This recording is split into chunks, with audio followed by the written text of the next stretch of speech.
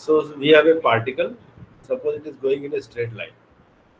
Its initial motion is going in a straight line. Now, if there is a force which is directly along the same line, then its line of motion will not change. Its direction will remain same. Only thing is it will accelerate or decelerate in the same line. But suppose there is a force component in the perpendicular direction also, perpendicular direction to the direction of motion. So we have also a component in this direction. So that will cause the particle to have curvilinear path. It will change its direction. Suppose you have a force like this. So it has got two components, one along the line of action, one along the line of direction, other perpendicular to it. So this component which is along the direction of motion of the particle will accelerate the particle, and the normal component will change its direction. So the particle will have a curved path. So now we are going to talk about kinematics of a rigid body. Rigid body you can define where interparticle distance is constant. So I have shown two particles in the body, A and B. So this distance AB cannot change if the body is rigid. So if the body is deformable, you can bring these 2 points closer or apart. But if it is rigid body, they cannot move apart or come closer, point A and B. So that is an example of what makes a rigid body. So there are several kinds of motion possible for a rigid body. One is pure translation. So you have this rigid body. If it has a pure translation, then it means every particle of the body has same displacement. So you move the body from this position to this position. Take a particle in the body. The same particle has got this position now. So you find the displacement. It goes from A to A prime. So you will see that all other particles of the body follow the same displacement. B prime, same vector will be there. So that is called pure translation. So I have shown you another example of pure translation. The body is sliding on a surface in a straight line. So this particle and this particle have same displacement as this particle and this particle. Pure rotation. So these are some simple rigid body motions which are easy to analyze. If something is having a pure rotation, so you say this body is rotating about an axis O. So you see a particle on the body, it is making a circular motion about point O. See another particle on the body, it is making another circular motion. So this is making a smaller circle about O. Point farther away is making a bigger circle. So this way you can say this entire body is making a circular motion about O. You can also treat the body as a virtual extended object. You need not consider the body like this. You assume it is spreading over space. In that case, you will find that displacement of point of this virtual body, which lies on this axis of rotation, so those points will not move. Okay, displacement of point O where it lies on this body is zero vector. It doesn't move at all. So that is the way you define an axis. The body is rotating about a particular axis, so displacement of points on that axis is zero. Farther you are away from the axis, you have larger displacement. So there is a famous Chasle's theorem. General rigid body motion can be treated as superposition of pure translation and pure rotation. So a body may have a general rigid body motion. For example, you have got this body.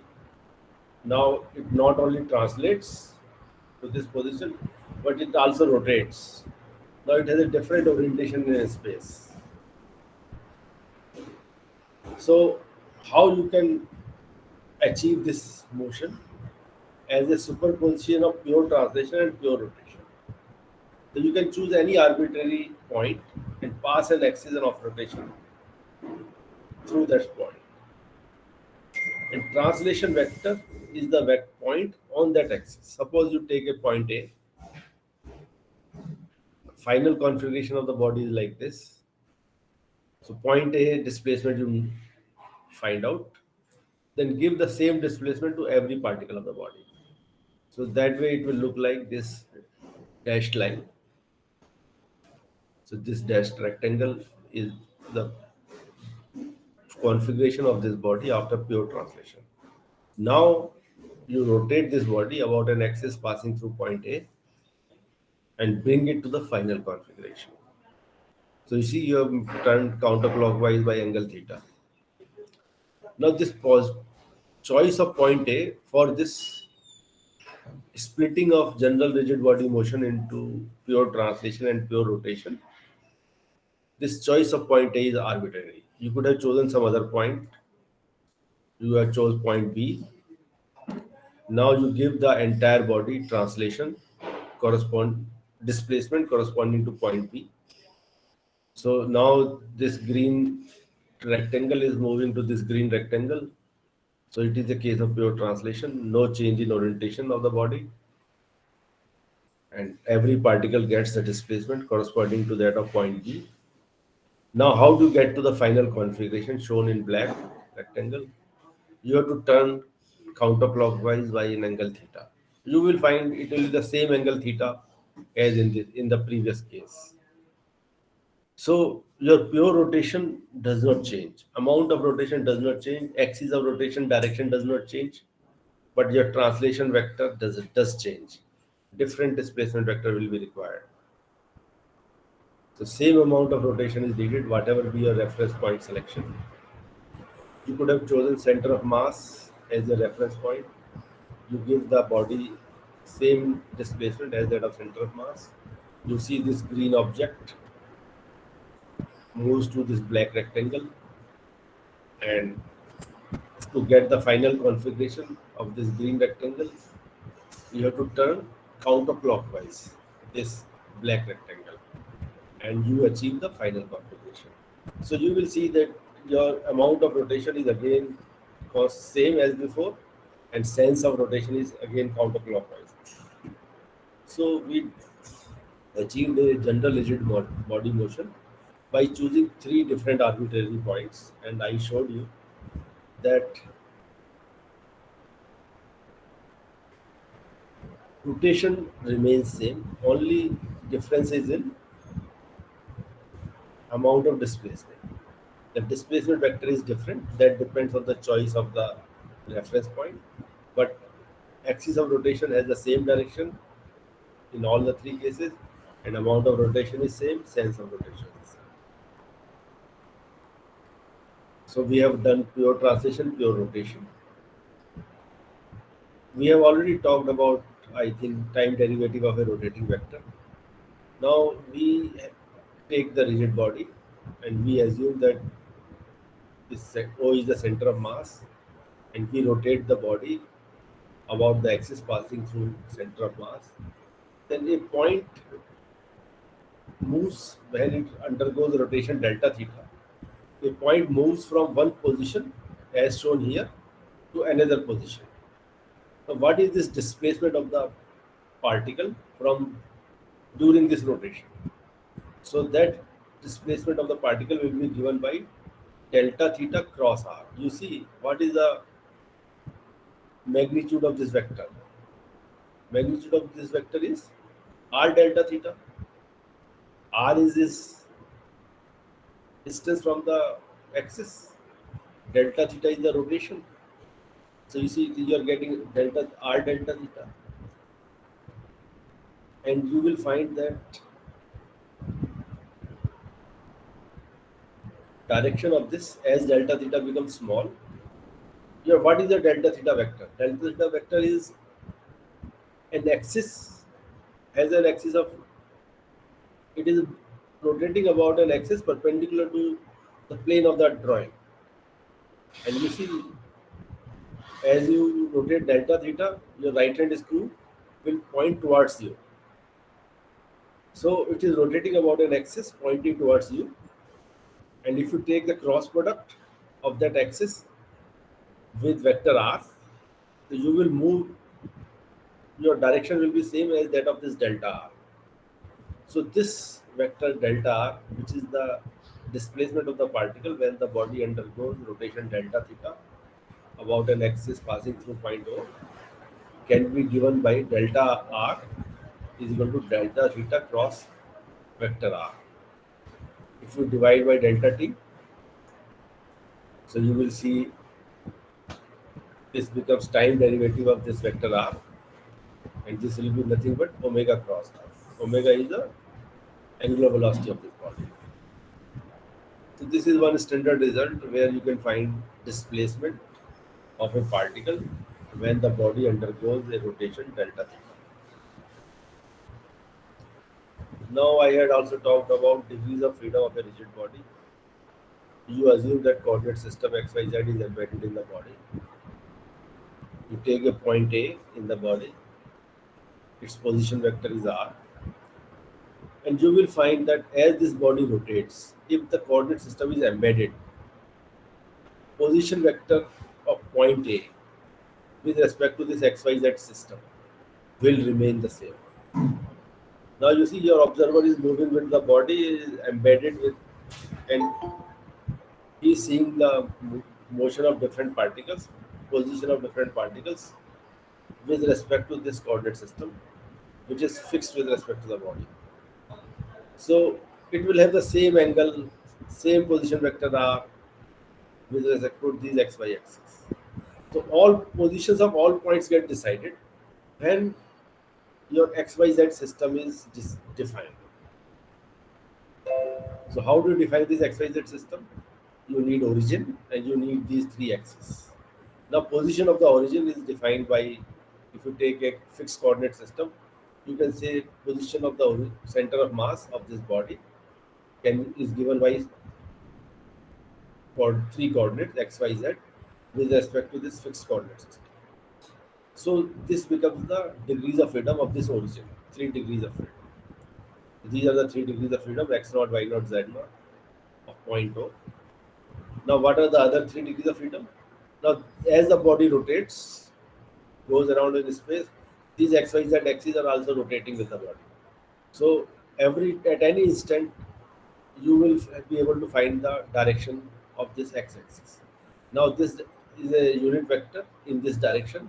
You know a unit vector has got 2 degrees of freedom. Its direction cosines are L, M, and N with respect to the fixed coordinate system. And these L, M, and N have another constraint of having one magnitude as 1, L square plus M square plus N square is equal to 1. So you can find this coordinate axis x by defining two independent direction cosines L and M. N gets immediately decided. So it has got 2 degrees of freedom. Your axis y is perpendicular to x-axis, so it has got only 1 degree of freedom. And your z-axis is defined by right-hand screw rule. As you go from x to y, your right-hand screw moves in the z direction. So cross product decides your z-axis. So you have got only 3 degrees of freedom: 2 for x-axis, 1 for y-axis, 0 for z-axis. So 3 degrees of freedom that tell you about the orientation of the embedded coordinate system. 3 for that of the origin. So you need 6 degrees of freedom.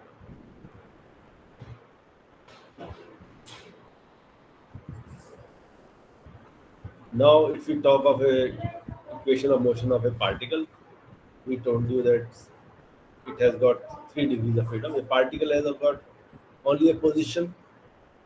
You have to define the position of the particle in space. So it has got 3 degrees of freedom.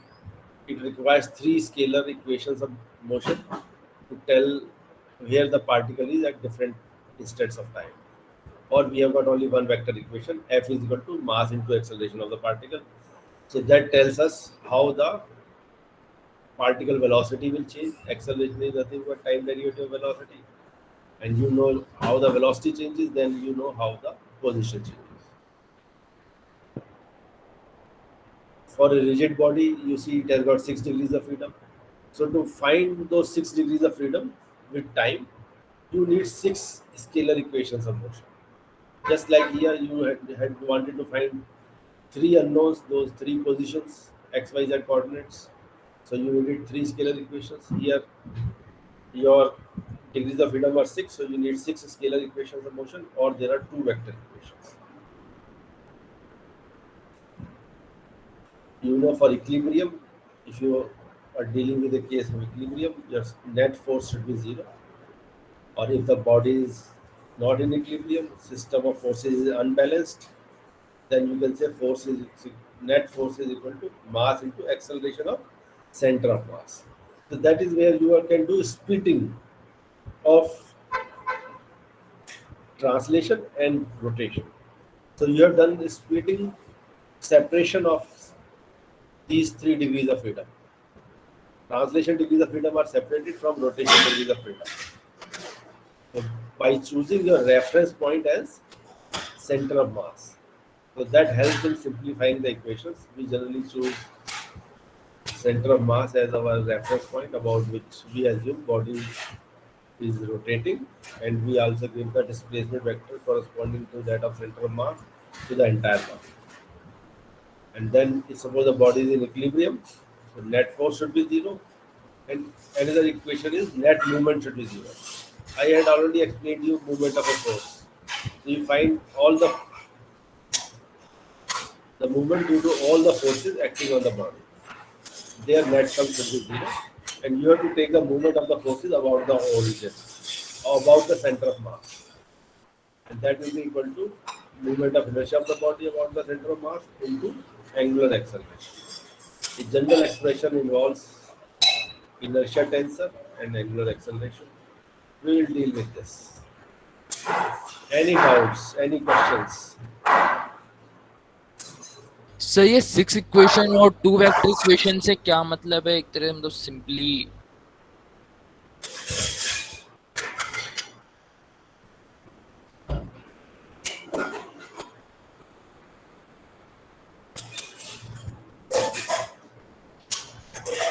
Yeah, I will get to it. Okay. How we are getting three equations or six equations? I will get to it.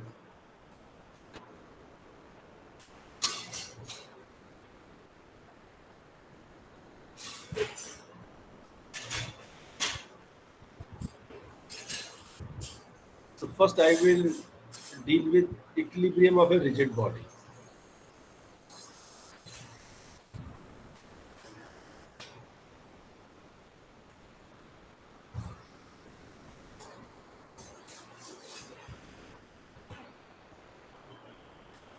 So you assume that these two equations are valid if the equations if a rigid body is in equilibrium. Net force is zero, net movement is zero. Movement I already explained you. Movement due to a force is given by R cross F.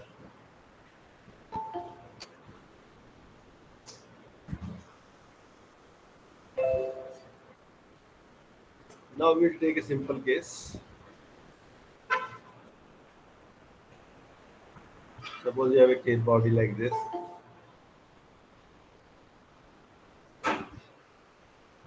Now you have two forces on the body. Now these are the two forces on the body. Suppose this force is F1, this is again F1 but in the opposite direction. Call it F2. So if I give you that F1 is equal to minus F2, what is sigma F? Sir zero. Yeah. What is the body in equilibrium? That is the question. No sir, because rotation take place due to Yeah. So what is seen is that the body starts rotating. These two forces, they are making a couple, and they put the body into a spin. So it starts rotating clockwise. So there is a net torque on this body or net movement. So how can this body be equilibrated? Sir ये ट्रांसलेशनली तो equilibrium में, but रोटेशनली नहीं है. Like rotation होगा इसमें, सिर्फ translation equilibrium है. So you will find that its center of mass is not moving, but it is undergoing rotation. It will acquire a rotational acceleration. Now, suppose we want to see how it can be that, how can we do that these under two forces. Suppose there is a single force on the body, then there is no way it can be in equilibrium. Now, if I say there is one more force acting on this body, again, if it is to be in equilibrium, these two forces should be equal and opposite. That is the minimum thing. Yes, How sir. can there be a net force zero? But you see, even that is not enough. If the forces are equal and opposite, but they are like this, it is causing a net movement. So the condition is, if you have a body with two forces, the other force should be collinear with the body, collinear with this force. Two forces should be equal and opposite,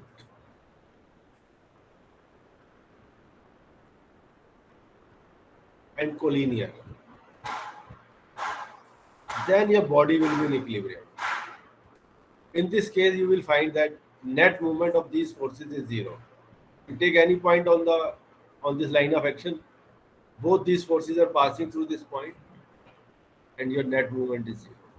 If you have taken some other point here, again you will find, you join, this is a position vector r.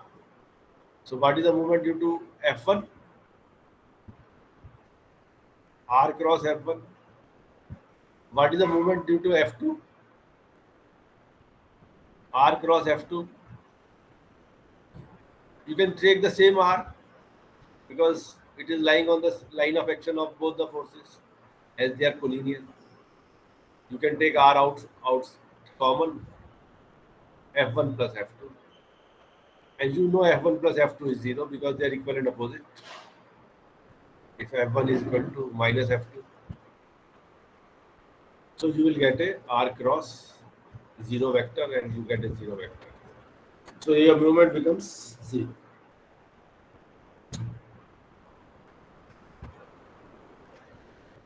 So for a two-force system to be in equilibrium, this is the condition. Forces should be equal and opposite and collinear. Now I had done this case. Suppose you have a body like this. You apply a force F like this. Suppose you hinge the body somewhere here. Now the body is hinged here. This is a hinge. You have put a support here. Now this support is lying on the line of action of this force. Then what will happen? This support will cause a force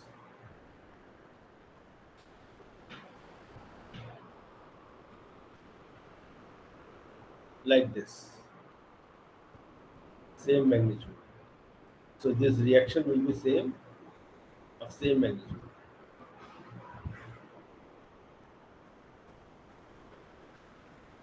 So you will see that these two forces are collinear and equal and opposite, and the body will be in equilibrium. But suppose had you taken the, now your force is like this, and you are supported it here. Now it cannot be in equilibrium.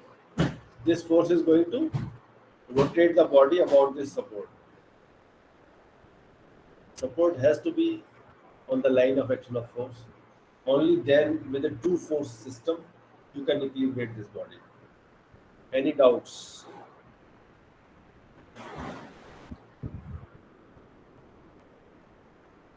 No, sir.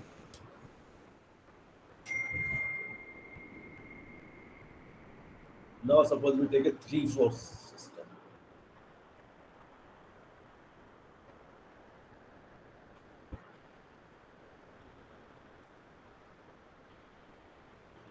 So, how we can design a three-forces system which is in equilibrium? You see, if suppose three forces are acting on the body, if you put them together, they will make a closed triangle.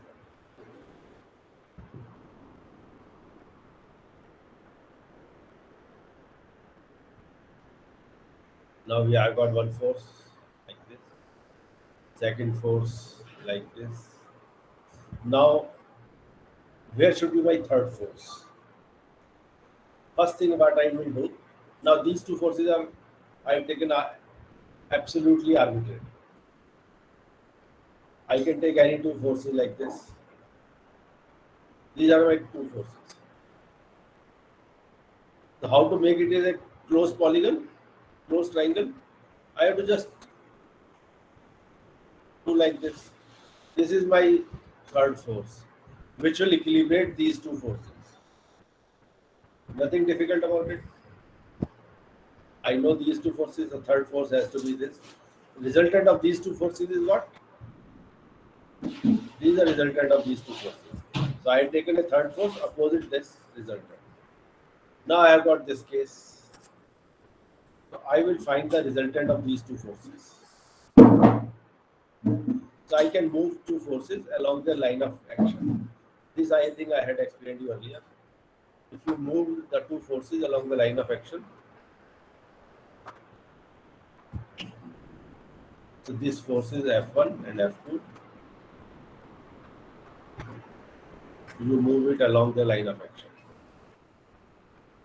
Then you apply the parallelogram law of forces. So you make a parallelogram using these F1 and F2. So this is the resultant of F1 and F2. So where should be a third force to equilibrate these two forces? It has Opposite to of be, the reaction, sir. yeah, opposite of this R. Yes, sir. Resultant opposite. And this should be collinear with this R. So if you apply a third force like this, F3, then you will be able to equilibrate this body. Now this third force is collinear as well as opposite. So if you just look at these three forces, they are concurrent forces. These three forces have to meet at a point. So number one, F1 plus F2 plus F3 is 0. Vector sum is 0. It means all sum of x component, sum of y component, sum of three z component, all separately have to go to 0. Then forces are concurrent.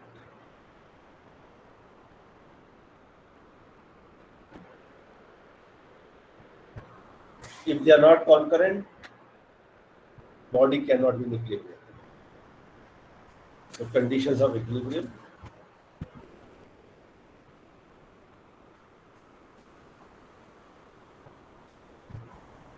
For a three-force system.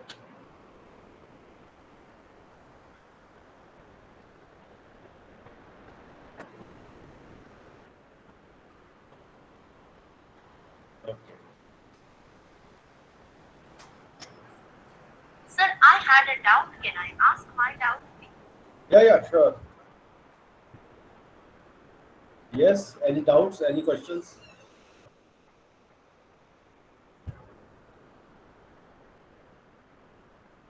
Any questions are welcome. Okay. Okay. Now,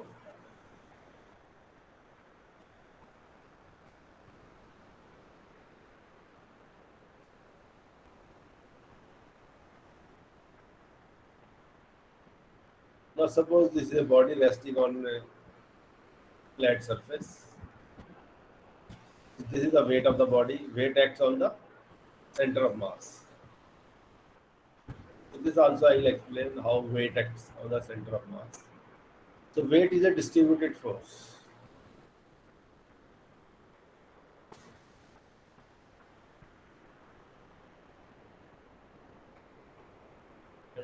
It's a it is a body force. Body force means it applies at every particle of the body.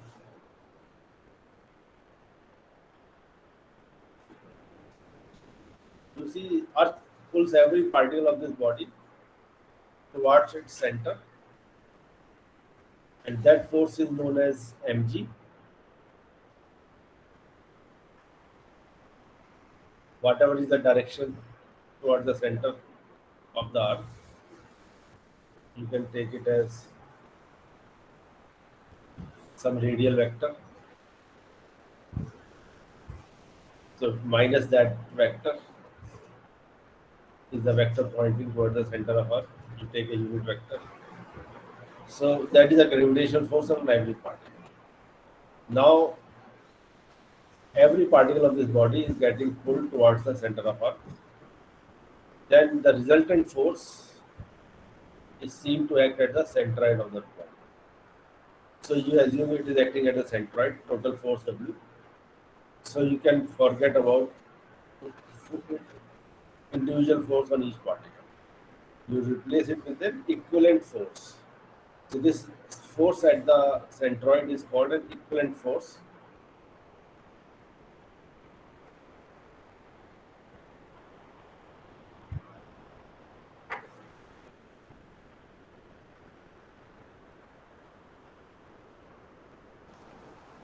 Now, Sir, why it applies at every particle? yes, Sir, why it applies at every particle? gravitational force. The gravitational force is a function of mass. So every particle has a mass, so it has to apply to every particle. Any doubt? That's the way gravitational force is. Every particle gets attracted towards Earth. So Earth's mass you assume at its center, and whatever is a particle in distant space, it will be connected with the force G by r square. And this m is of a particle. If this is a big body, you have to take each particle and have a vector sum, and then you get the resultant force on this body. So it is called a body force. It is acting on each particle of the body, and the net force is at the centroid.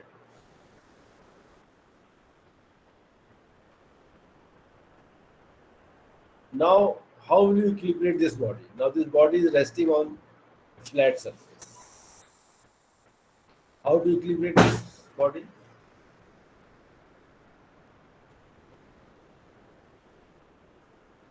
Now, there is a force on the centroid. How you can equilibrate against a single force?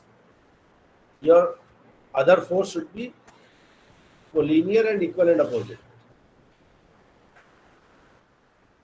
If you have a force equal and opposite to this W and collinear, only then you can equilibrate it.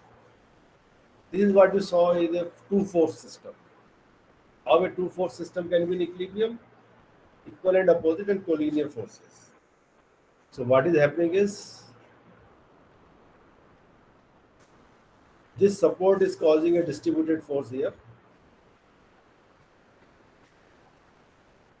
Something like a uniform pressure.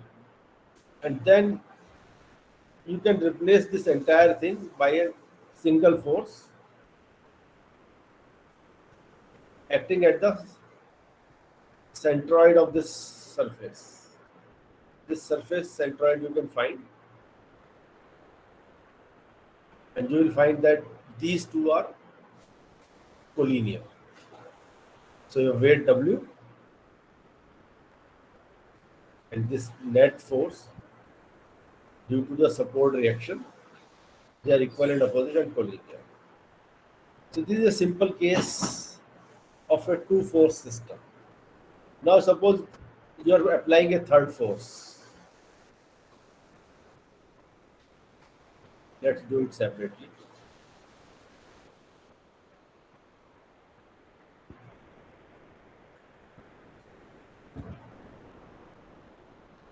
Now you have a force W. Great. There is a force F. Now how do you equilibrate this body? So these are your external forces. There is a force coming from the support also. Now what will be the support force?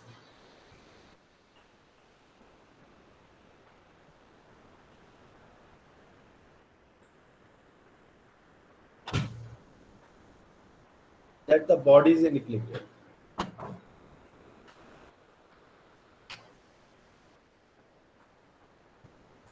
Yes? Anybody? ये दिल मांगे, Yes? ये दिल मांगे, Please speak again. Sir ये दिल मांगे हो, Vartika. So, number one, this reaction force has to balance out F and W.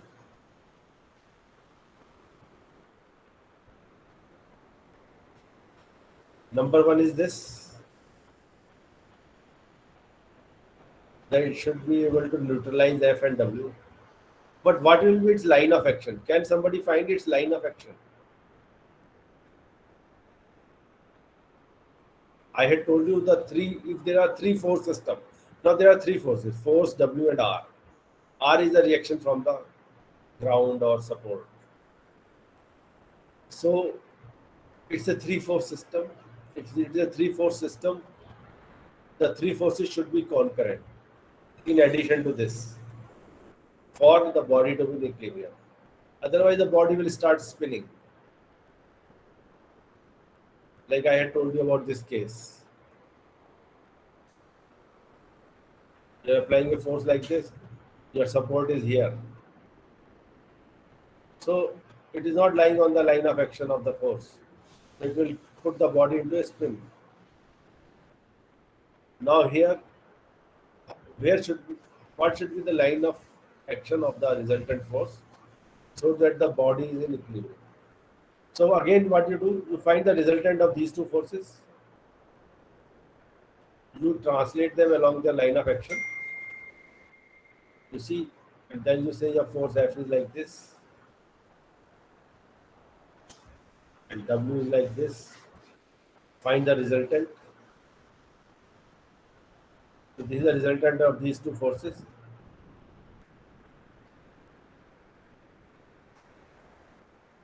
So suppose your object is like this. So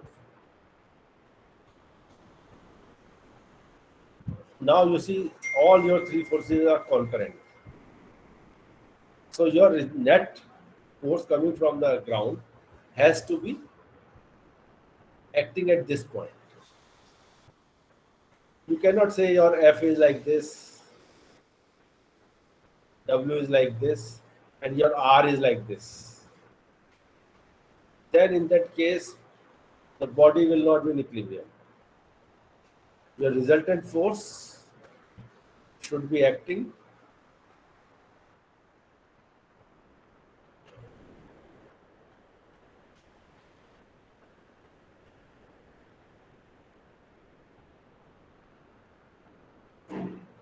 so this is your resultant force. It should be acting at this point. Resultant force from the support will be acting in this point. So it will have two components. One will oppose this horizontal force, one will oppose this vertical force due to gravity, and then this is the resultant force, and this is where it will apply. So that line of action of this resultant force and this force F and W are concurrent. Excuse me, sir. Sir, Yeah. the R is the force applied by additional force applied by us, or the Support. ground force, support Yeah, force, sir. ground. What? It is the ground force. Sir ground force तो always perpendicular होती है, like body की surface के हमेशा Suppose there is a perpendicular friction. There is friction also. There is a Okay. friction between body and ground. So that friction will generate a horizontal force. Okay. So you see, how will you get that kind of a distribution? That your resultant force is acting at this position.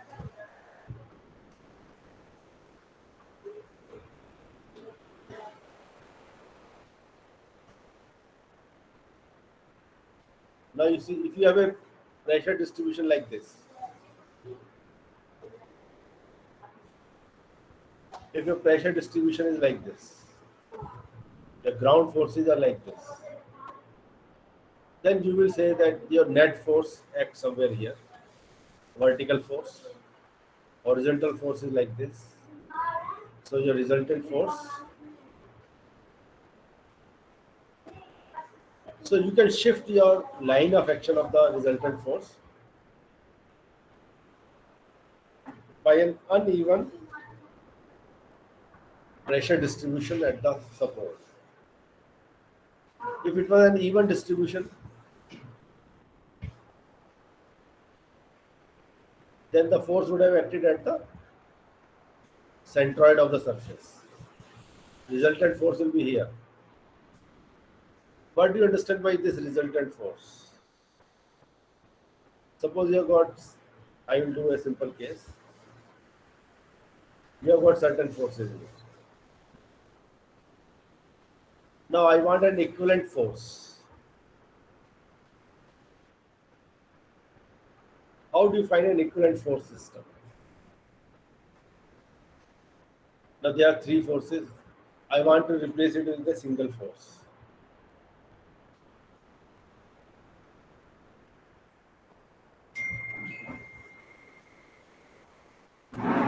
Can I So do it? first, these the downward one and the two which are in the same direction, we add them simply, and then take resultant from the another one. So suppose these are the forces F1, F2, F3. So what is my resultant force?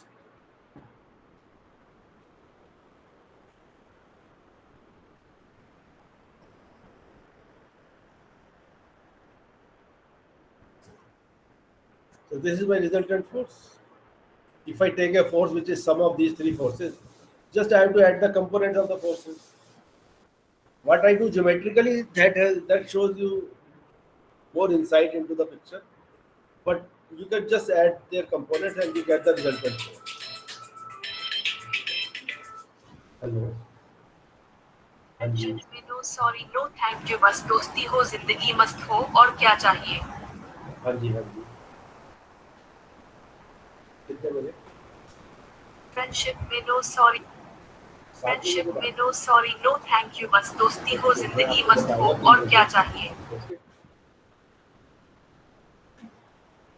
ठीक है ठीक है okay yes what is your question please come again yes somebody was saying something I did not hear. So now some of the forces is this. But what is an equivalent force system? Equivalent force system has same net force and same moment. Only then it is an equivalent force system. Okay. So when the force along the line of action, we are preserving the movement of the force about any point in space. That does not change. Now we want a same equivalent force system. That equivalent force system should have the same net force and same movement, overall movement. Now, how do I find the equivalent force system for this? What I can do there? Okay, there are more things. There is something called principle of superposition.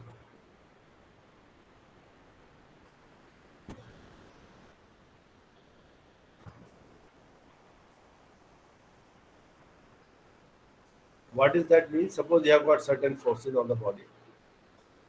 This force is there. If you add two more forces on it, which are equilibrated,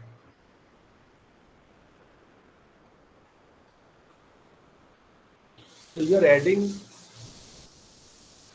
an equilibrated system of forces, then body dynamics does not change.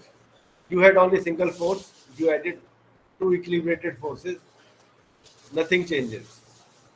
You have a body in equilibrium, you add another set of equilibrated forces, Nothing changes. Body stays in equilibrium. Now we have got, suppose, a single force on the body. Now I want to move this force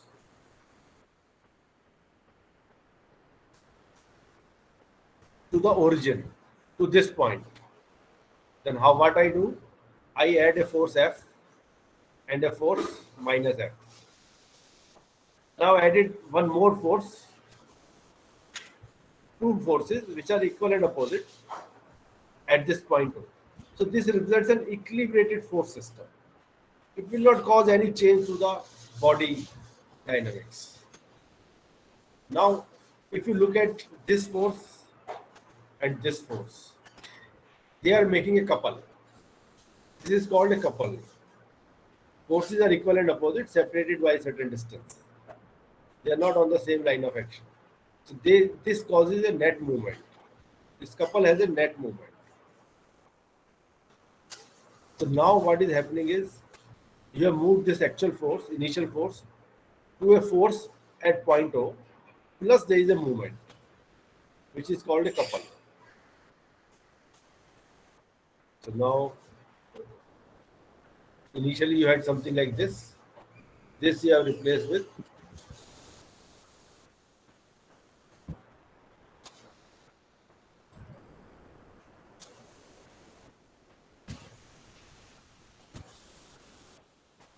so these two. This is just a couple. So you can call it a couple like this. The body F and a couple. Call it C. So now this force F is acting at the origin of point O. And this force was at point A. So you have replaced your single force by a force and a couple at a different point. So this will have the same dynamics as the initial force system. One more thing I should have told you before. First, I should have explained what is a couple. Couple is a equal and opposite forces separated by a distance. A system of parallel forces.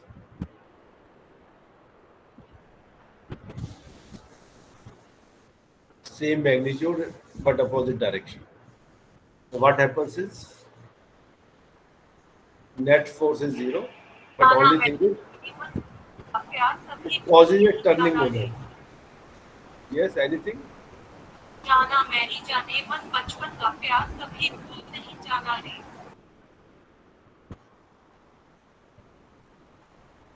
Everybody should mute himself. In case you have any question, only then you unmute yourself. So if you take moment of these forces, you take a reference point here, point O. So moment of this force will be, you can just directly join it with a perpendicular.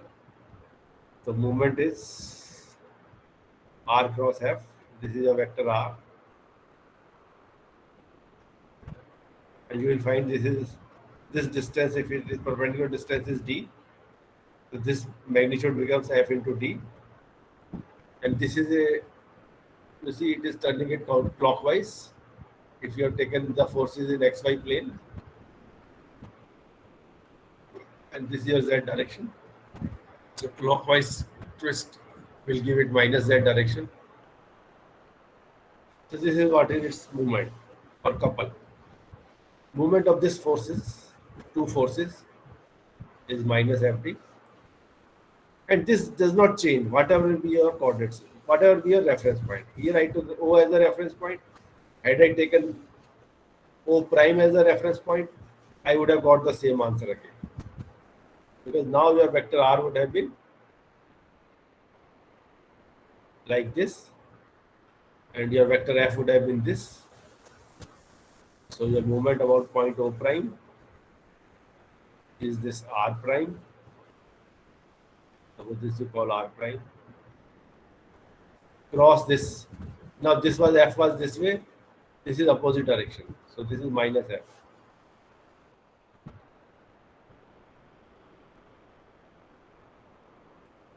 So this distance is same as FD. You put FD. And what is this cross product? R cross F. You see, if you take it like this, R goes to F. It is a clockwise twist.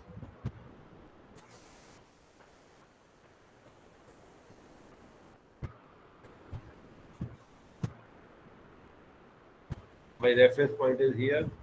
R goes like this. R to F. We are going clockwise.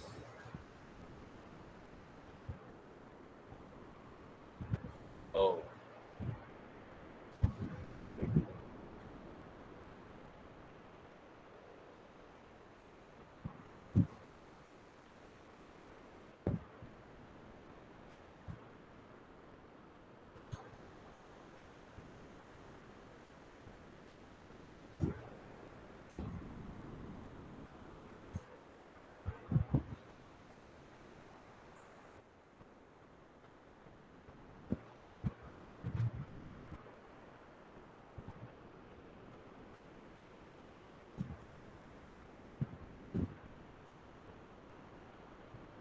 So instead of calling it minus F, we call it like something called force P,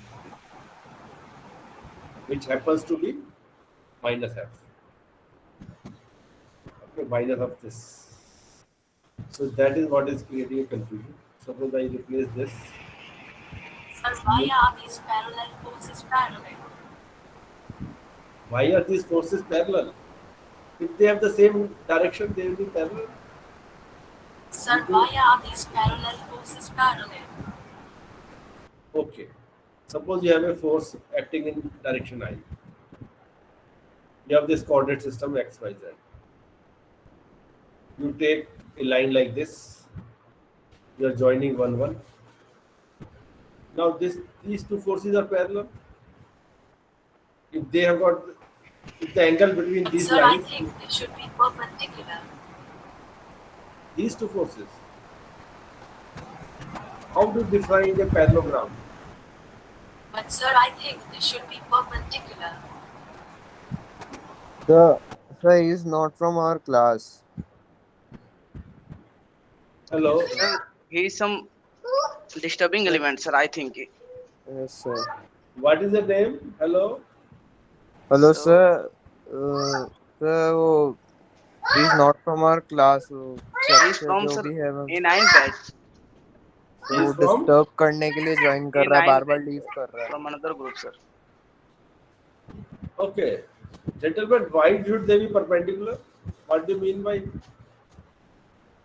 like these two directions are parallel? Sir वो उसने leave कर दी meet, Okay, no problem. Okay, तो वो disturb करने के लिए बार बार आ रहा है दूसरे नाम से. okay, not an issue. Okay, so you understand that water is a system of parallel forces. Now I replace this F with P. So what is the movement of this force? If I take reference point at point O prime, then this force F will not cause any moment as it is passing through the reference point. Only force P will cause a moment. So you see your R cross P is what? It will require a clockwise twist and it will cause a movement in minus Z direction. Your direction of movement will be in minus Z. The movement about point O prime will be magnitude of R, which is D, into magnitude of this force F or P, and the direction will be given by minus K.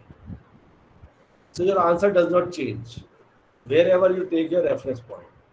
Suppose these are the two forces. I take my reference point here. So what will be the movement of these two forces?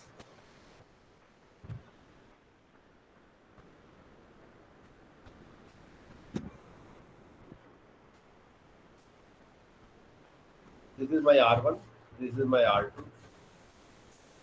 Let's call it M1 and F2. What is the total movement? R1 cross F1 plus R2 cross F2.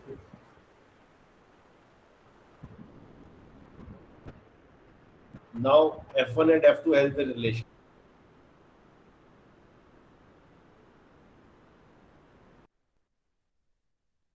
So F1 is equal to minus of F2.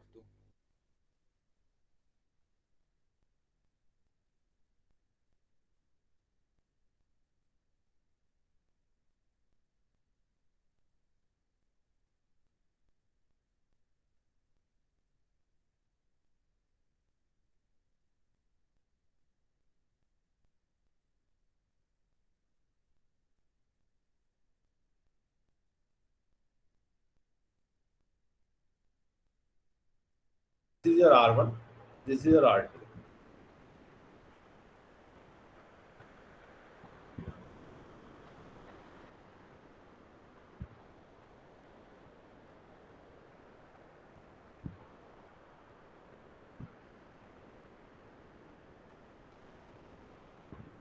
So what will be R1 minus R2? You have to go like this, and you get your R1 minus R2.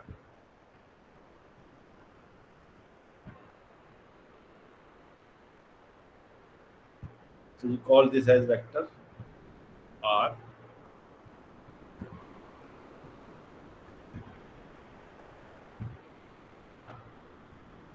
So this is the same situation as earlier, when you had taken reference point on one of the vector itself, one of the vector forces itself.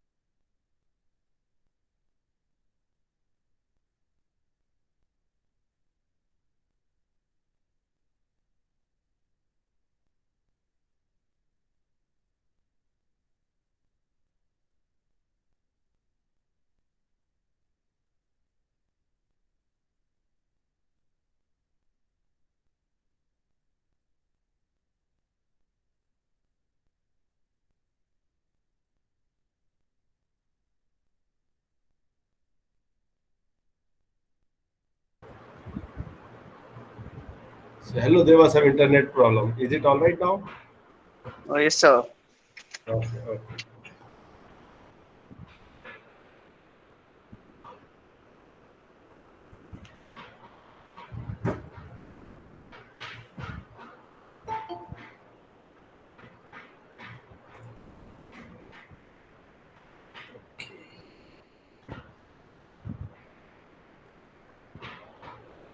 So I had to find R1 minus R2. How do I find that? Sir, you have not shared the screen, sir. Oh,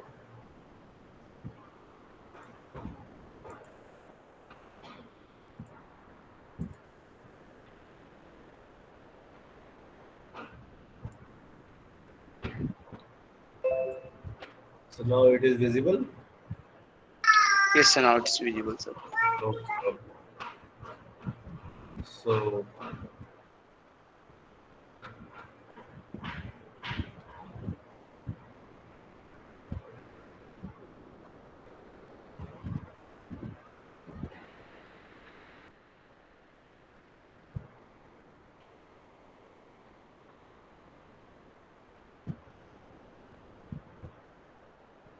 So you see, if I have gone up this vector R2, if I go R1 minus R2, if I add these two, I'll get R1. So that is what I am getting. So this vector is R1 minus R2. So this becomes R cross F. So whatever be your choice of reference point, your movement of a couple does not change.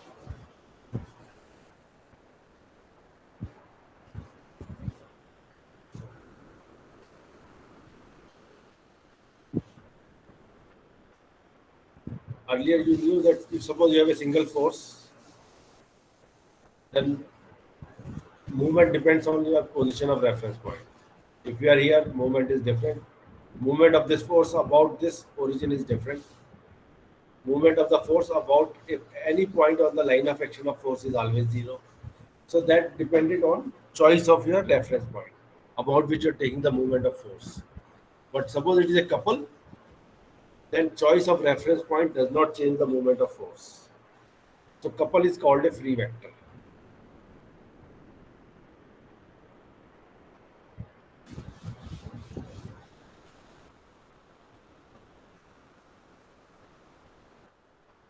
What I was doing, okay, I have to find an equivalent force system. So equivalent force system. So I told you the properties of an equivalent force system is net force is same, net moment is same. Suppose you have a single force here, so you want to replace it with another force at the origin. You brought the force here. Now since these two forces are equilibrated, you had this force F. So these are equal and opposite forces, you brought it here. So it does not change your dynamics of the system. It is all still an equivalent force system. But you will see that these two forces are making a couple. So you can replace this and a couples. So you have replaced this force by a force and a couple. So these are equivalent to each other.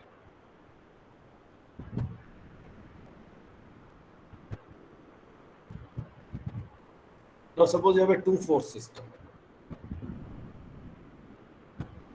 The force F1, force F2. So what do? You bring force F1, draw a force parallel to it at the origin, equal and opposite. So you have not added any new force. So these forces are F1, equal and opposite. Again you move force F2 parallel to itself. You add another force F2 basically. So this is again equilibrated forces. So in addition to these two forces, now you are having these four forces also. Okay. Now you will see that this force and this force, they are making a couple. This force and this force, they are making a couple. So what is the equivalent force system? F1 and F2 have come to the origin.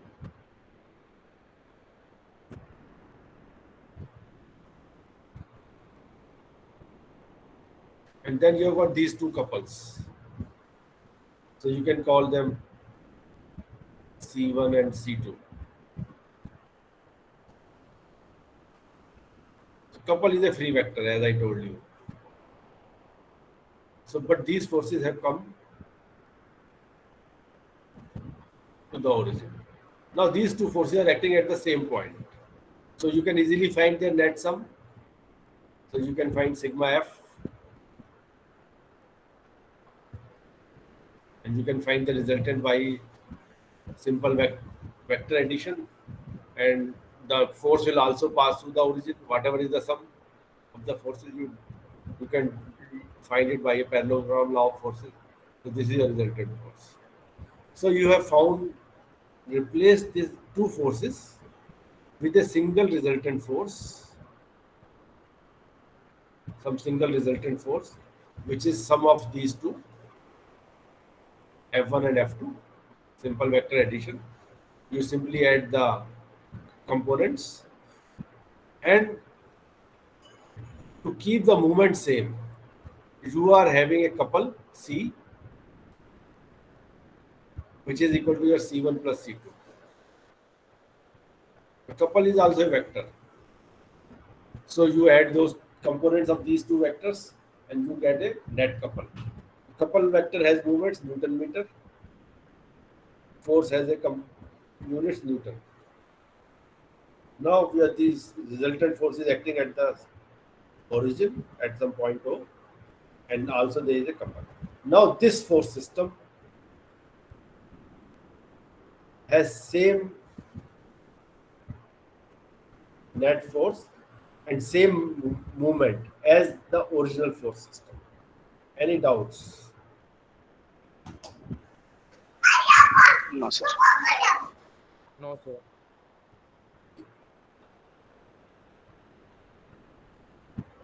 Suppose you have many forces. Then same thing you will do. You bring them all to the origin.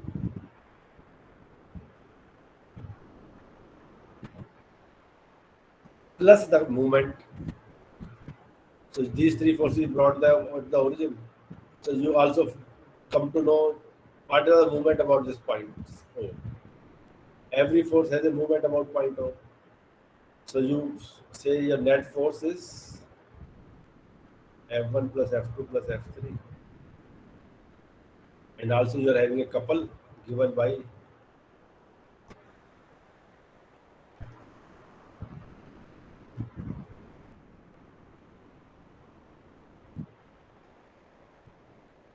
so now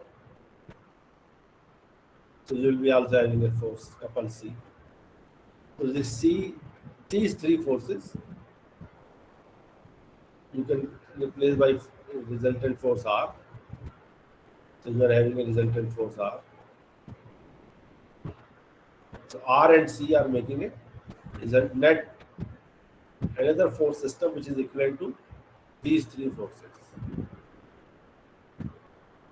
Basically now you are having a net force R acting at the point O and a couple C.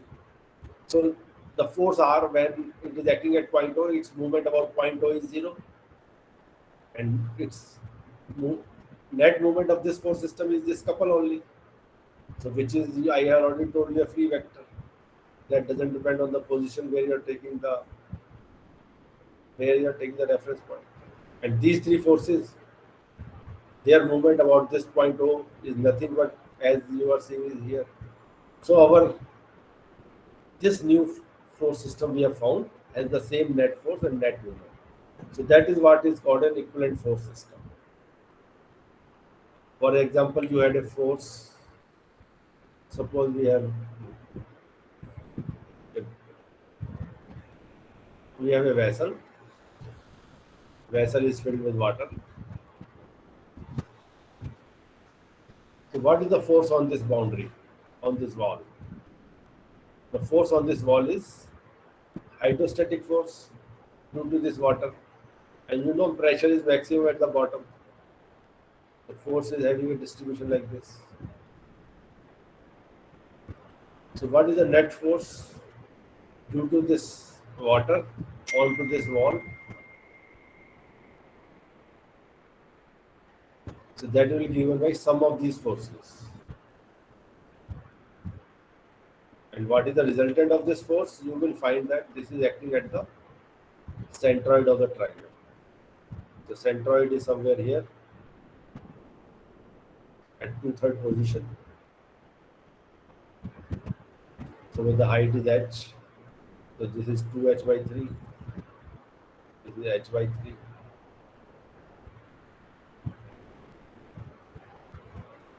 What is pressure variation? You will find maximum pressure is at the bottom, and this is you can say rho gh. At the top, it is 0. So what is the net area of this triangle? Area of triangle. This triangle is called force triangle. Base is rho gh. Height is h.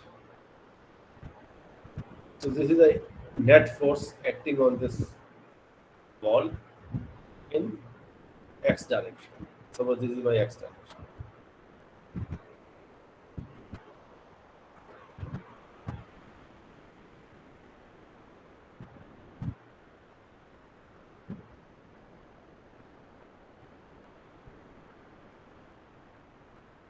We can also find this force by an integration process. You see, you can take an element. This is my wall.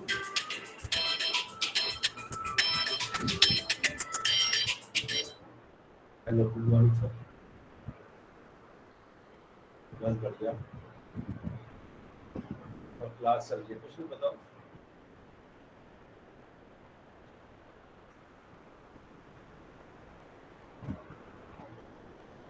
मेरे पास तो नहीं है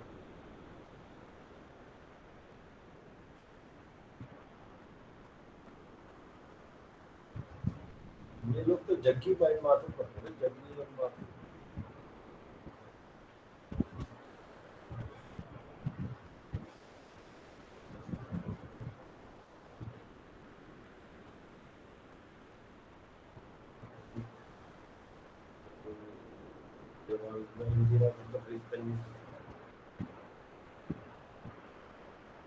hello नहीं मेरे पास नहीं है I don't by Indian author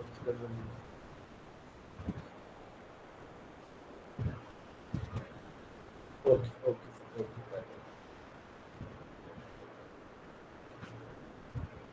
okay so I told you that if you take we take a coordinate system. So this is my coordinate system x, y. You take a element length dy, and what is the pressure? Suppose the wall height is h. So this distance is y. So Sir, what is- rho g h minus y. Okay. So pressure here will be rho g h minus y. This distance is h minus y. Now, what is the force on this part, on this element dy? You call it as a df.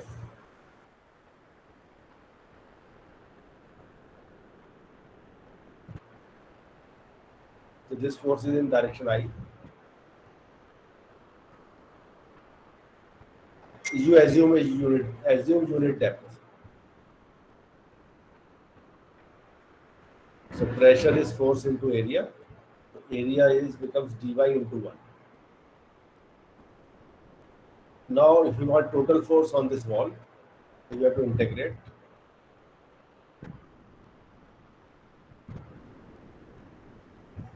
The integration will be from 0 to h. So the entire force is in direction I.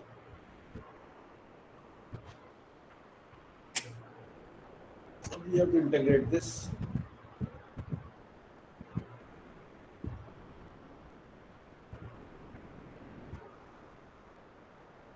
So y is h. But y is so you get rho g. You're getting the same answer. If you put the limits, you get the same answer.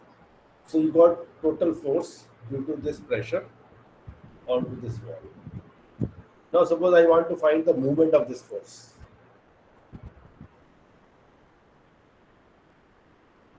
This was our coordinate system. I took an element dy at distance y from the base. So this distance becomes h minus y.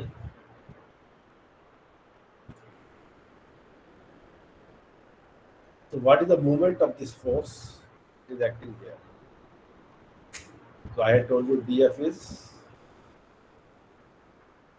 rho g h minus y dy. Now what is the, you see you have to find from the point O your vector r. So vector r to the line of action of the force. Any point you join with the line of action of the force. So from origin to the line of action of the force, you take vector r, and vector r is nothing but your y coordinate, yj. So your dm becomes yj cross rho g h minus y dy I.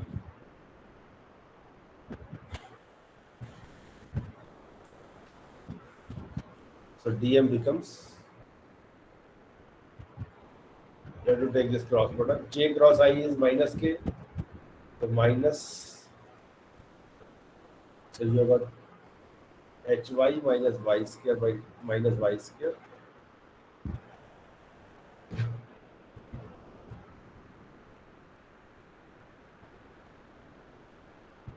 So this you have to integrate from 0 to h. So minus rho g you take outside. H y square by 2 minus y cube by 3. Put the limit 0 to h.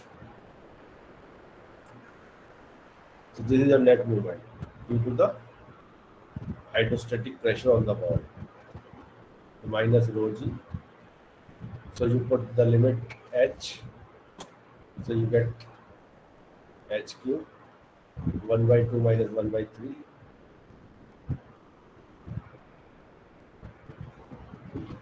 So this is a total moment due to hydrostatic pressure.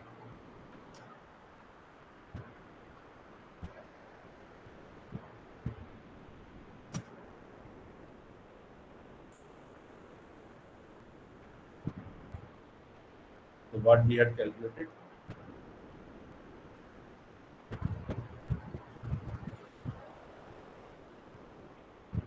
so there was water, and we had found that net force was, what is the net force?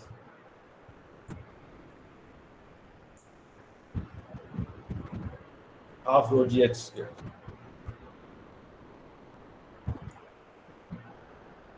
Half rho g h square. That was my net force. Now, suppose this net force acts at position y bar. Now you replace the distributed force which is acting on the wall due to hydrostatic pressure by a single force. Single force F is applied at position y bar. Now, what is the net movement due to this single force about the origin? Y bar j cross half rho g h square I. So what do you get? Half rho g h square y bar k, and with a minus sign. J cross I is minus k. Now this should be equal to the net movement due to the hydrostatic pressure, which you are given as minus rho g h cube by 6k.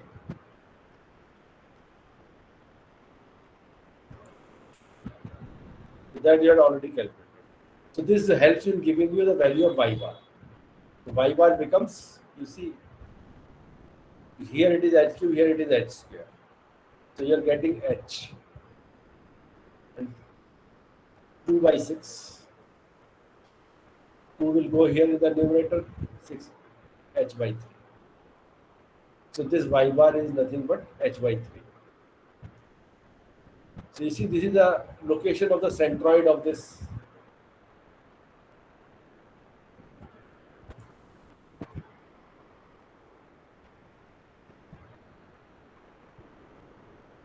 So this is the area polygon, force triangle. Now the triangle centroid. How do you find the triangle centroid?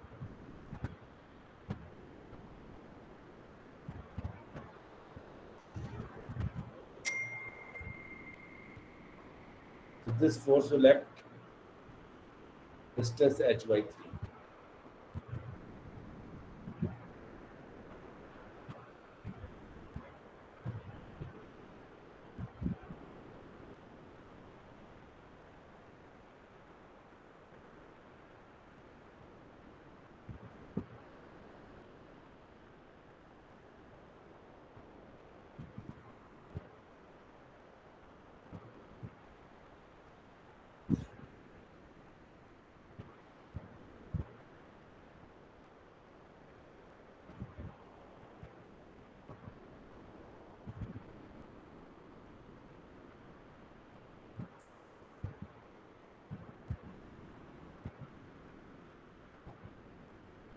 What are the coordinates of the centroid of the triangle?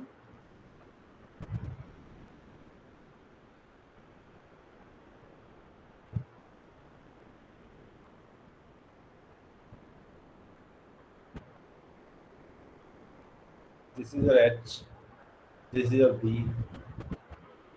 So what, and this is your origin, suppose.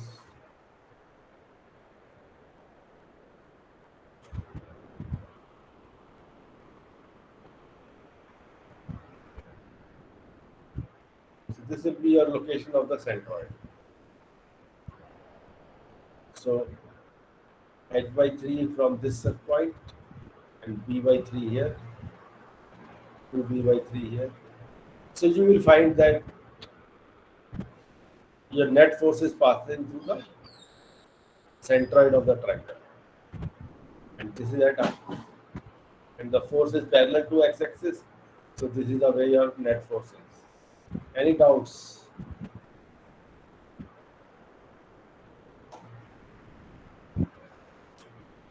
Lavish, any doubts?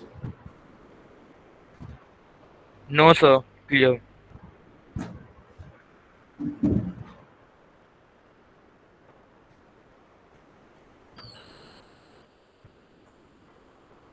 Okay.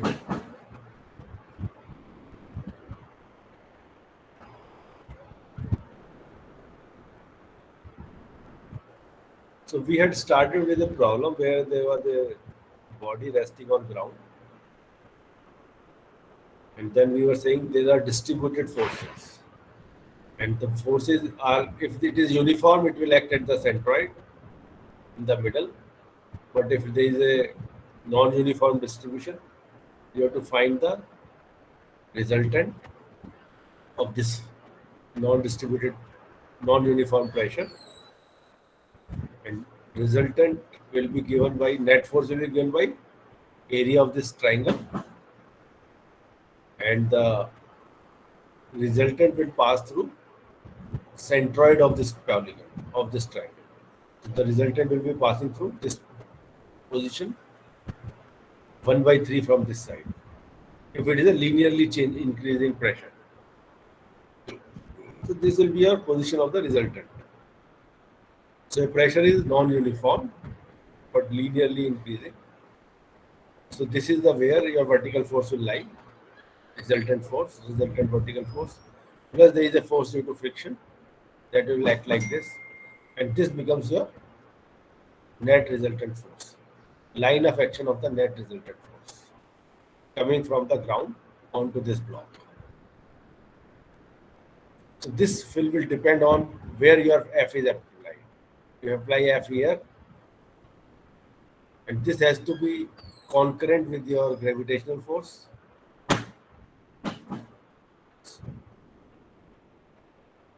Only then the body will be in equilibrium. Otherwise, it will have a turning moment. You see this, you must have heard of this example where you should apply your force F so that the block tips.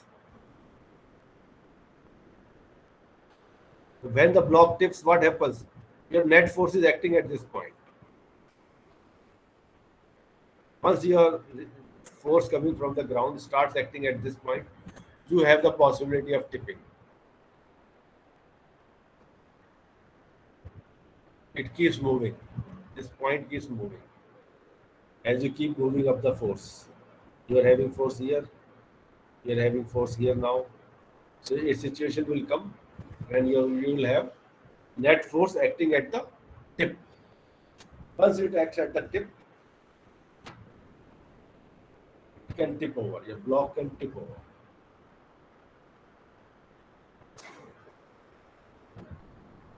Okay. Now there is one problem that we do for statics is that of truss. So truss are triangular structures.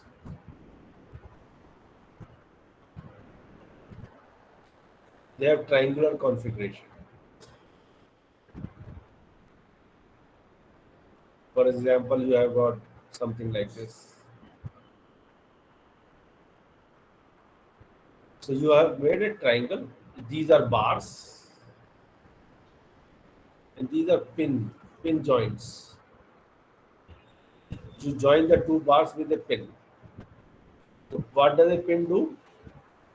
It allows you rotation between these two bars.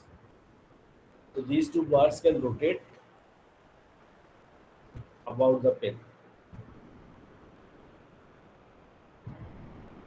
Now what happens? Here is you are able to rotate. But once you connect three bars like this, then what is seen is no rotation is possible.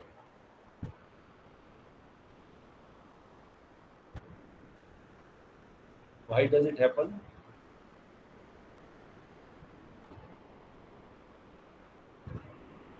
Now I have one bar.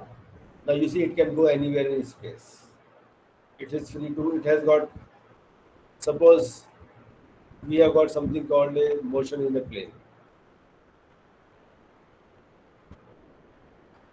We say this bar can stay in this plane. So how many degrees of freedom it has? Sir, 2. Look, number one, it can translate in x direction. It can translate in y direction. So it has got 2 degrees of freedom of translation. But also it can change its orientation. It can go like this. It need not stay parallel to itself. So that is the third degree of 1 degree of that is coming from rotation. It can rotate in the xy plane. In this plane it can rotate. So like you keep a pencil on your table, you can rotate it in the plane of the table. So and also you can translate in xy direction. So it has got 3 degrees of freedom. Now you join it with another bar with this as a pin. Now these two have how many degrees of freedom?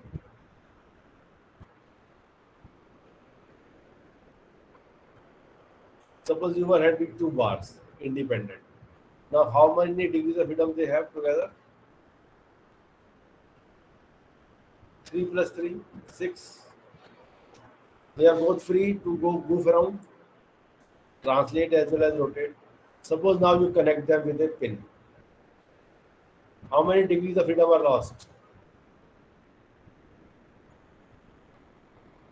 Sir, maybe 1 degree of freedom.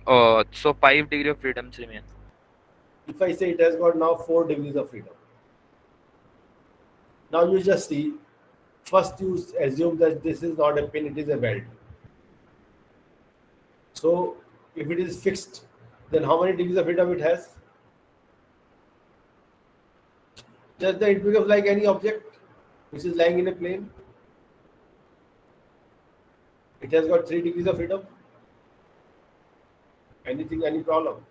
This can translate and rotate. But now these two fellows can rotate with respect to each other with respect to this joint. So how many degrees of freedom? One more additional degree of freedom is there. So you have 4 degrees of freedom. Connecting with a joint reduces their degree of freedom by 2. Okay. Now suppose I put one more joint. Now I have another bar. You see, putting this joint reduces degree of freedom by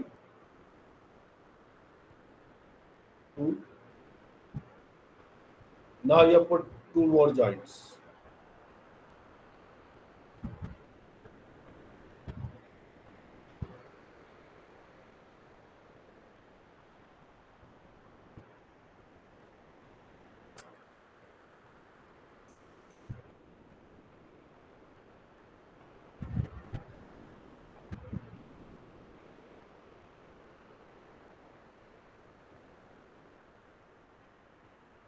Now one thing you can see is, suppose you have put these two joints, another bar you have joined.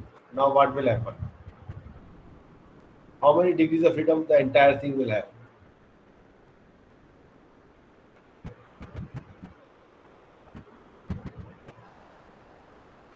Suppose it was like a fixed triangle. Now it has got only 3 degrees of freedom.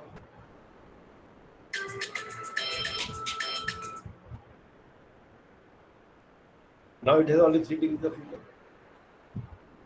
You will find adding one more bar to it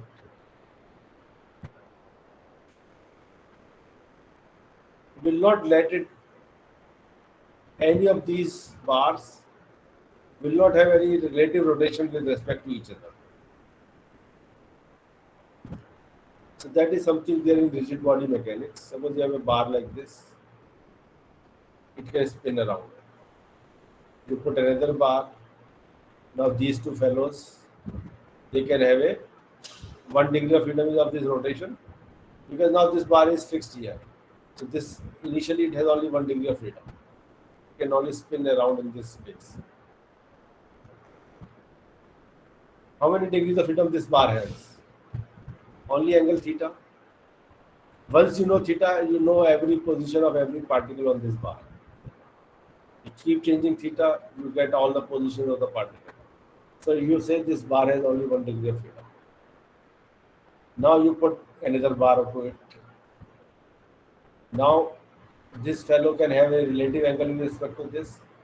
So call this relative angle as phi. So now it has got 2 degrees of freedom. Theta can also change arbitrarily, phi can also change arbitrarily. But suppose you add it up, connect to a third bar. Now you will find that everything gets fixed. No more they can go around independently. There cannot be any change in these theta and phi once third bar is also connected. Suppose you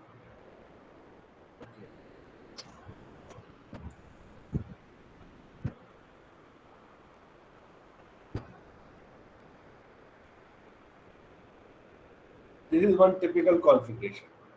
Now what is happening? You have got one bar, another bar. You see, if you apply any force, this thing can slide on this. This is known as a hinge support. This is known as a roller support. So roller support allows translation. Hinge support allows rotation. So this can slide along this surface. This doesn't allow any translation.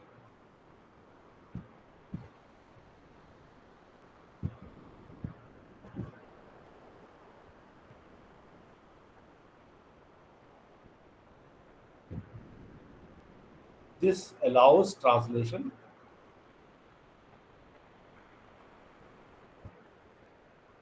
along the surface. But it does not allow any motion perpendicular to the surface. So you lose your 1 degree of freedom. It allows you translation. Now if there is any force, what will happen? There will be a movement. This thing will move. But if you connect this bar with these together,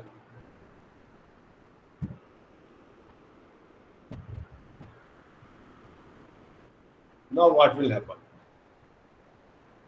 This bar will not let it move. So this becomes a fixed configuration.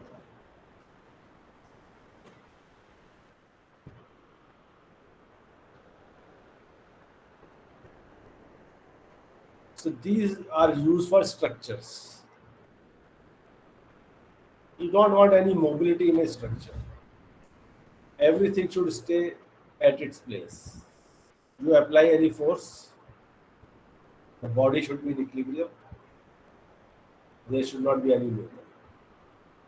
So all movement is restricted once you have this third bar. So such structures are called truss. which are made of triangular configurations. You can have something like this.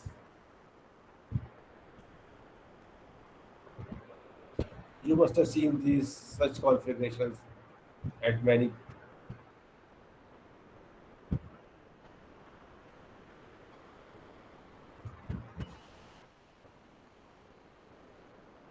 You go to a metro station, you will see the roof is having such configurations, such bars and joints. So these are trusses. So what we want to do, we want to see what are the different forces coming in a truss as you apply a load.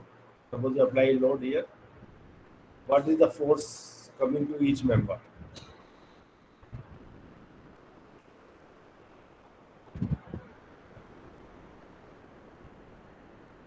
So we'll just solve a simple triangular case. We'll just take a simple triangle and see what are the forces coming.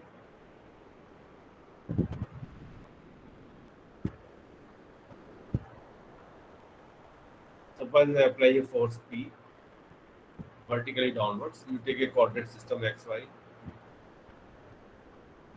Assume these angles are 60 degrees each.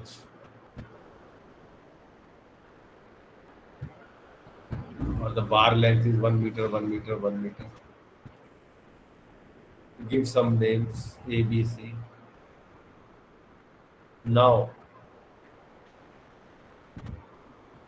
if this bar is in equilibrium, what are the forces on these joints A, B, and C? Suppose you take the joint A. There are some forces on this joint. You take joint B. There are some forces, there are joint C. From where the forces are coming? On joint B, for example. You look at this bar. You look at this bar BC. And this pin, there are some forces coming from the support also. Support will cause forces. Similarly, this pin C is getting a force sir from the ground. Yes? Sir ये सी पे भी fixed support है. Yeah, fixed. It's a roller support. It can slide. Okay sir. So okay. something that can slide doesn't have a force in x direction. You are restraining the movement in x and y direction both. So you have to apply force in both the directions. Here there will be only one force, vertical force. Now you see this bar. This bar will be in tension or compression. Now this is no longer a rigid body. There will be some deformation. So you applied. Now, how can a bar be in equilibrium? Now you see, you have this bar AB. On these 2 points only you are having forces. There is no force on any intermediate point on the bar. So it has got two forces. Can you say anything about these two forces if the bar is in equilibrium? Sir opposite direction में है ए पे और B पे. Very good. And anything more? और sir ए पे जो है एक उसमें भी है, एक्स एक्सिस में भी है. Can you say the forces will be collinear? For the bar to be in equilibrium, force at point A and B will be collinear.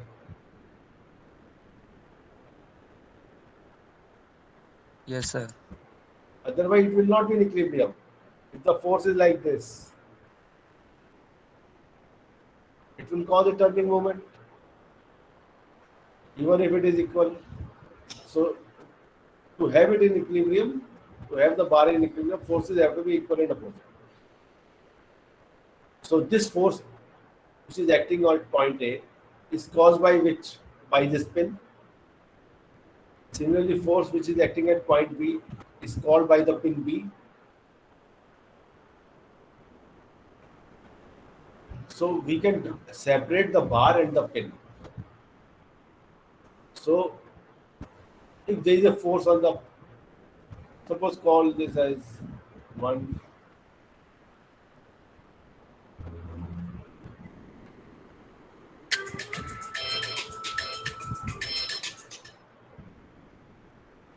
Hello Arun. Can we talk after 10 minutes? Okay. Okay.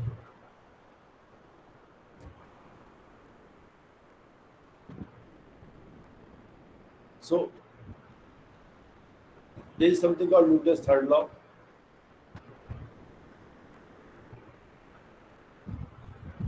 You see, pin is pulling the bar towards itself. So the bar will pull the pin in the opposite direction. Similarly, this pin will be pulled by the bar in this direction. Any doubts? Assume the No, bar is sir. in tension. Assume the bar is in tension. The force on the bar has to be collinear, and it will try to pull it, cause it in tension. So, what is causing the force on this bar? This pin. These pins are connecting the different bars, and this joint is pulling the bar like this. Now the joint is pulling the bar, so bar will also pull the joint in towards itself in the opposite direction. Newton's third law. I have shown the forces separated, but it will be in the same direction. So this pin, bar is getting pulled like this, so pin will get pulled like this. So similarly here it was getting pulled like this, pin will be pulled like this. So on each pin you can find the forces coming from the bars. For example, here you take pin P, there will be a force like this, and this is the external force P. Pin A, pin C,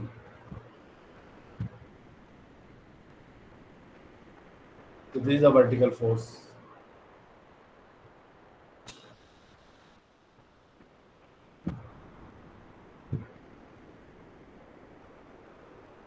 These are the reaction forces. And these are the internal forces coming from the bars. These are internal forces. Internal forces from the bars. Any doubt? So on each pin, you can call this force as TAB, this force as TAC, and there is a reaction force, call it AX, AY. In B, you call the force as TAB, this force as TBC, and there is a vertical force, external force P. On pin C, you have force TAC, TBC, and there is a vertical force from the reaction C1. So you on these pins you have drawn, this is known as free body diagram.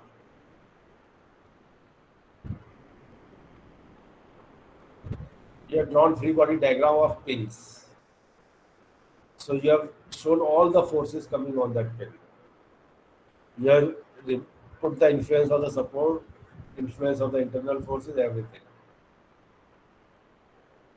on these pins. Now you can find the internal forces by equations of equilibrium.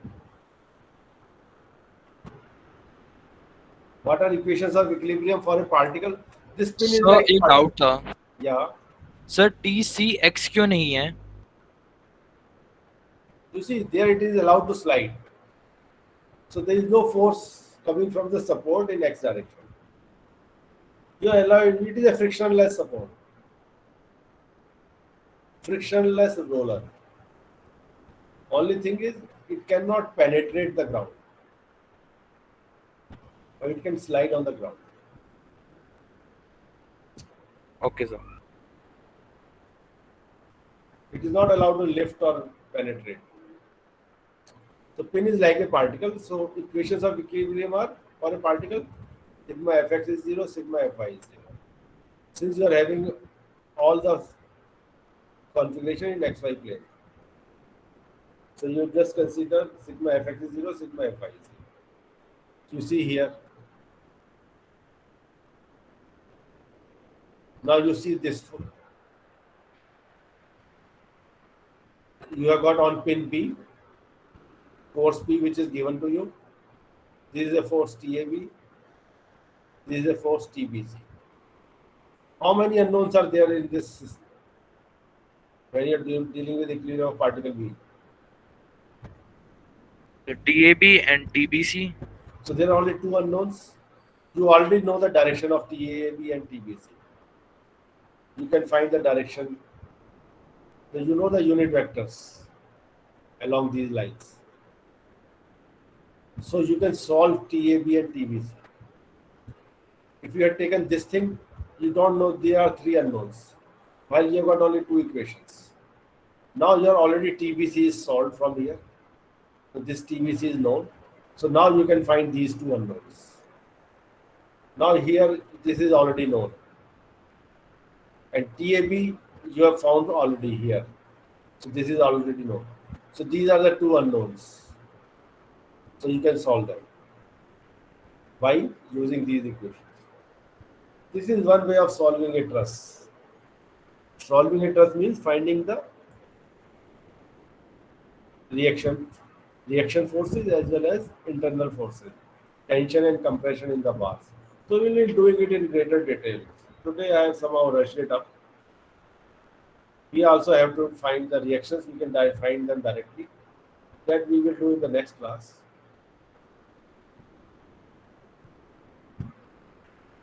You can find the reactions directly also. We applied force P here. So you see you have got AX, AY, CY. Sum of the forces is what? AX is only force AX in X direction. It has to be 0. Sigma Fy is what? P is acting in downward direction. So you got two equations. Now there is a third equation. Take moment of equilibrium about point A. Take moment of the forces about point A. So AX and AY will not contribute, only CY will contribute. So that way you will get, suppose this point has coordinates XP, YP, and this distance is given as 1 meter. So what is the movement about of the forces about point A? So this CY into 1, it is causing a counterclockwise twist to plus K. Now say take point P, force from point P, you take it downwards. So you have, along the line of action you can take anything. So this distance is XP. I cross force is minus PJ. So this is a movement into force P about point A. So what you are getting, I cross J is K. So minus XP